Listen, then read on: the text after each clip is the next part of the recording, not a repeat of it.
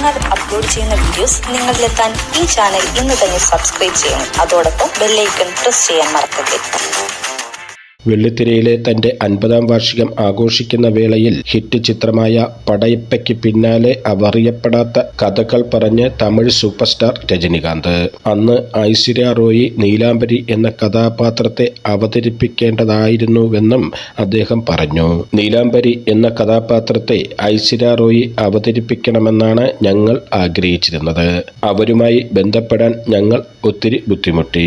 അന്ന് ഐശ്വര്യ സമ്മതം പറഞ്ഞിരുന്നുവെങ്കിൽ 2-3 വർഷം പോലും കാത്തിരിക്കാൻ ഞാൻ തയ്യാറായിരുന്നു എന്ന് രജനികാന്ത് പറഞ്ഞു. ആ വേഷം ക്ലിക്കാവേണ്ടത് ആവശ്യമായിരുന്നു.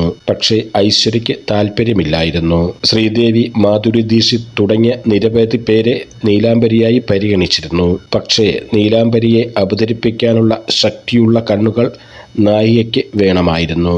അങ്ങനെ ഇരിക്കെയാണ് രവികുമാർ രമ്യ കൃഷ്ണന്റെ പേര് നിർദ്ദേശിക്കുന്നത്. രമ്യയുടെ പ്രകടനം ആ കഥാപാത്രത്തെ അവിസ്മരണീയമാക്കി.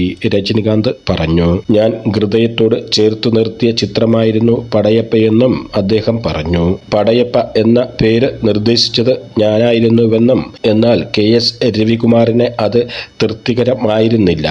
പക്ഷേ ഞാൻ അദ്ദേഹത്തോട് മുന്നോട്ടു പോകാൻ പ്രോത്സാഹിപ്പിച്ചു, രജനി പറഞ്ഞു.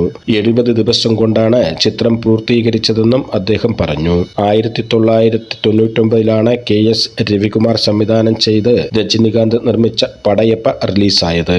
പടയപ്പ റിലീസ് ചെയ്തതിന് പിന്നാലെ നീലാംബരി എന്ന കഥാപാത്രം തമിഴ്നാട് മുൻ മുഖ്യമന്ത്രി ജയലളിതയിൽ നിന്നും പ്രചോദനം ഉൾക്കൊണ്ടാണെന്ന് അഭ്യൂഹങ്ങൾ പരന്നിരുന്നു. ഊഹാപോഹങ്ങൾ വർദ്ധിച്ചതോടെ ജയലളിത ചിത്രം കാണാൻ താൽപര്യം പ്രകടിപ്പിക്കുകയും അവർക്കായി പ്രത്യേക പ്രദർശനം സംഘടിപ്പിക്കുകയുമുണ്ടായി. കരുണാനിധിയും ചിത്രം കണ്ടിരുന്നു.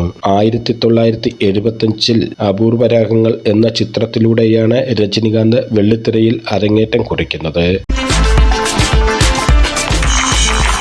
ഞങ്ങൾ അപ്ലോഡ് ചെയ്യുന്ന വീഡിയോസ് നിങ്ങളിലെത്താൻ ഈ ചാനൽ ഇന്ന് തന്നെ സബ്സ്ക്രൈബ് ചെയ്യണം. അതോടൊപ്പം ബെല്ലൈക്കൺ പ്രസ് ചെയ്യാൻ മറക്കരുത്.